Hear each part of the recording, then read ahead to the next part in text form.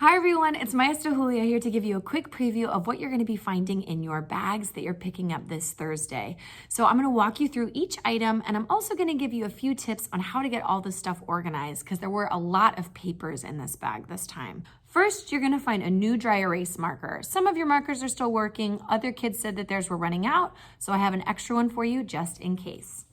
The second item you're going to find is gum. You can enjoy that hopefully during your afternoon classes to help you stay alert when you're working on your Seesaw notebooks. It's been proven if you have chewing gum in your mouth, it's going to help keep you awake and stimulated. I believe in it. It's science. The other items that I'm sending home include a deck of cards. We're going to be using that to play a game called Multiplication War. And then for fun extension activities later in the year, I'm going to be showing you magic tricks and other games that you can play with just a simple deck of cards. Another item that you have is a present from Rahi. These are some whale stickers to follow up from her guest speaker presentation. And then we get into a big old stack of papers.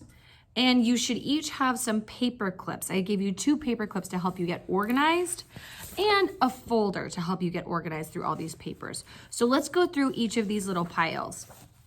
The first thing that you'll notice probably is that you've got a massive stack of different types of grid paper. We've got one that's got bigger squares like this, others that are a little bit more blocked out. I would like you to not jumble these all together. Try to keep them as they are because they're in piles of the same type. But what you can do is do a little stack. And then I'd love for you to grab one of your paper clips and clip those together. And then we're gonna put these into our folder. So I gave each of you a green folder. We're gonna tuck this into one side. The reason is these don't have a 3-hole punch, so you can't put them into your binder, and I don't want them to be just scattered all over your home. So let's try and keep them sorted with that paper clip to one side.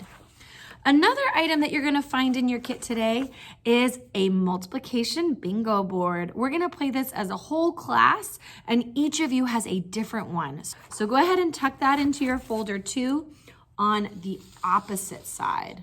The next items that you're gonna find are for studying your times tables. And that includes a pack of flashcards, which I mentioned in another video of how to study for your times tables.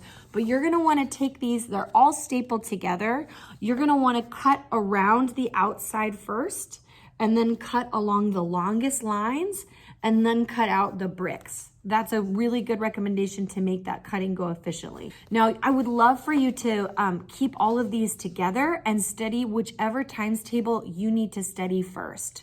So I'm gonna tuck these in for now into my same folder on the right-hand side where my multiplication bingo was. Another collection of papers that you're gonna see looks like this. It says Quick Facts Worksheet, and it's double-sided. This is gonna be something that we're gonna be using in the future to help us study our times tables. I'm gonna tuck that also onto the right-hand side. So all of my times table stuff is together. You've got 4 more things here.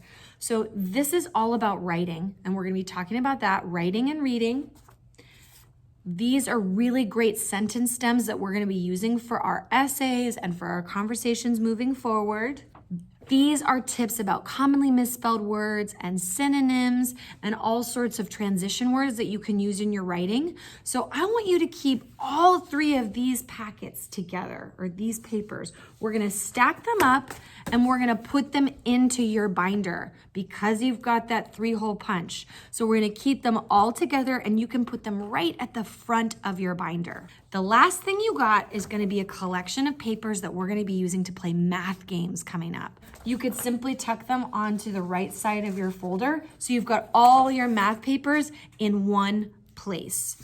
Now, you'll notice that I did give you a second paper clip in your bag, and we're actually gonna be using that to play a game where we make our own spinner. So don't lose that paper clip. If you want, you could even tuck it right here in your folder so that you have it when you need it to play that game.